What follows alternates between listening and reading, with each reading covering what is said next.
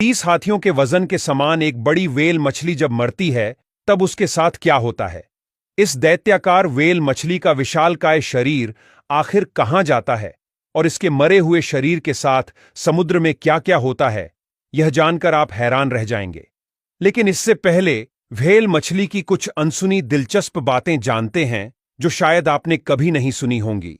जब blue whale समुद्र में ऊपर की सतह पर तैरती है तब उसका दिल 1 मिनट में 20 से 30 बार धड़कता है। लेकिन जब व्हेल गहरे समुद्र में जाती है तब उसका दिल 1 मिनट में केवल 2 बार ही धड़कता है। यह धीमी धड़कन व्हेल को गहराई में अधिक समय तक रुकने और ऑक्सीजन को बचाने में मदद करती है। ब्लू व्हेल का दिल एक कार जितना भारी यानी 600 से 900 किलोग्राम जितना होता है और उसकी जीभ का वजन भी एक छोटे हाथी जितना यानी तकरीबन 3500 किलोग्राम जितना होता है।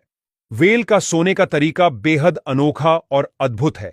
दरअसल ब्लू व्हेल जब सोती है तो उनका मस्तिष्क का आधा हिस्सा सक्रिय होता है और दूसरा आधा हिस्सा आराम करता है, क्योंकि व्हेल एक स्तनधारी जीव है और उसे सांस लेने के लिए कई बार पानी की सतह पर जाना पड़ता है।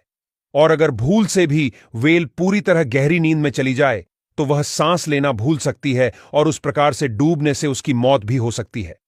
इसलिए व्हेल अपने मस्तिष्क के दोनों हिस्सों को बारी बारी से आराम देकर सोती हैं और कभी पूरे मस्तिष्क को एक साथ नहीं सोने देती।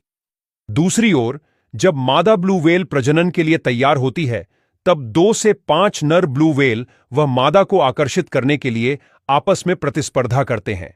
यह स्पर्धा गहरे आवाज निकालने की और अंग प्रदर्शन की हो सकती है। अंत में मादा व्हेल उस नर को चुनती है जो शारीरिक रूप से मजबूत और गहरे स्वर का होता है। इसके बाद ब्लू व्हेल की गर्भावस्था इंसानों से थोड़ी ज्यादा यानी 10 से 12 महीनों की होती है। आमतौर पर ब्लू व्हेल एक ही बच्चे को जन्म देती है। जन्म के समय बच्चे का वजन 3000 केजी तक और लंबाई 20 फीट तक होती है। जन्म के बाद मादा व्हेल अपने बच्चे को दूध पिलाती है जो बच्चे के लिए बहुत जरूरी होता है। ब्लू व्हेल के बच्चे का वजन हर दिन करीब 90 किलो तक बढ़ता है। अब करते हैं सबसे महत्वपूर्ण बात। ब्लू व्हेल मछली जब मरती है तब उसके साथ क्या-क्या होता है। मृत्यु के बाद व्हेल के शरीर के साथ कई प्रक्रियाएं होती हैं जिन्हें व्हेल फॉल कहा जाता है। यह व्हेल फॉल मुख्य रूप से 3 स्टेज में होता है। यह तीनों स्टेज समुद्र के सब जीवों के लिए काफी महत्वपूर्ण होते हैं। स्टेज 1 जब व्हेल की मृत्यु होती है तब उसका वजनदार शरीर समुद्र में डूबने लगता है।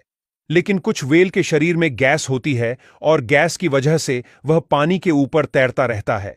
लेकिन जैसे ही शरीर में से गैस निकल जाती है तब धीरे धीरे वह गहरे समुद्र में डूबने लगता है।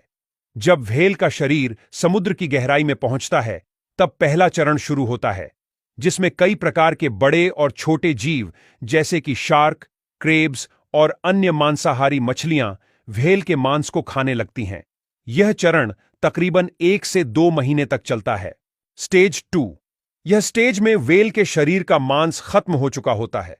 अब उसके शरीर में केवल हड्डियां बची होती हैं, लेकिन इस हड्डियों के साथ काफी मात्रा में फैटी टिश्यू बचे होते हैं जिससे कई प्रकार के कीड़े हड्डियों पर हमला करते हैं। वे हड्डियों में से वसा को निकाल कर खाते हैं।